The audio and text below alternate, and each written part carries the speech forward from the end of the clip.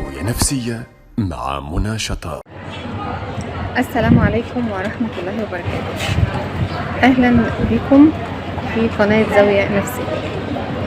التربية الإيجابية التربية الإيجابية التربية الإيجابية، نسمع كتير عن مصطلح التربية الإيجابية، محناش فاهمين يعني إيه مصطلح التربية الإيجابية. في ناس فاهمة وفي ناس مش فاهمة، في ناس مؤيدة وفي ناس معارضة. الناس مختلفة فيما بينهم. في ناس بيقولوا أسلوب التربية الإيجابية حلو هنتعامل بيه، وفي ناس بيقولوا لأ ده أسلوب مش نافع أصلا، وإن الأطفال مش محتاجين الأسلوب ده في التعامل، وإن ده ما بيجيبش نتيجة مع الأطفال ومع سلوكياتهم الصعبة اللي احنا بنعاني منها. هو في الأساس احنا المفروض الأول نعرف يعني إيه تربية إيجابية.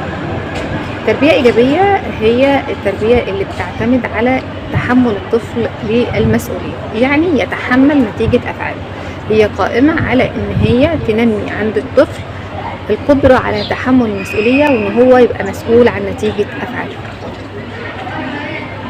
التربية الإيجابية بتقوم على 3 محاور أساسية. المحور الأول هو إن الاهتمام بالرضاعة الطبيعية والتغذية السليمة.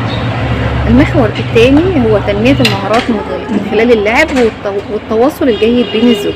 المحور الثالث قائم على العواقب وليس العقاب. يعني ايه؟ يعني تحمل نتائج الافعال. يعني انا مش بعاقب الطفل، ولكن انا بخليه يتحمل نتيجة افعاله.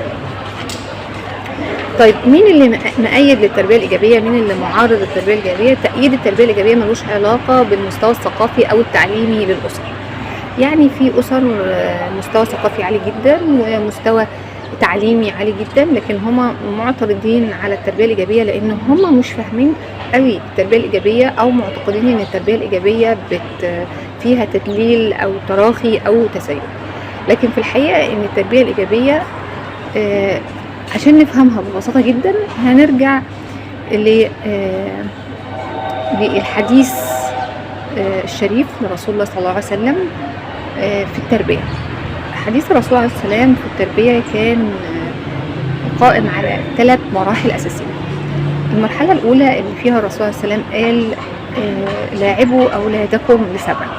يعني إيه؟ يعني إحنا هنلعب مع أولادنا لمدة 7 سنين. خلال اللعب ده هنغرس فيهم القيم والمبادئ والأساليب التربوية السليمة والسلوكيات الصح اللي احنا بنحبها. مش هنعودهم على حاجات غلط ولا أساليب تربوية مش مقبولة. المرحلة الثانية اللي الرسول عليه الصلاة والسلام قال فيها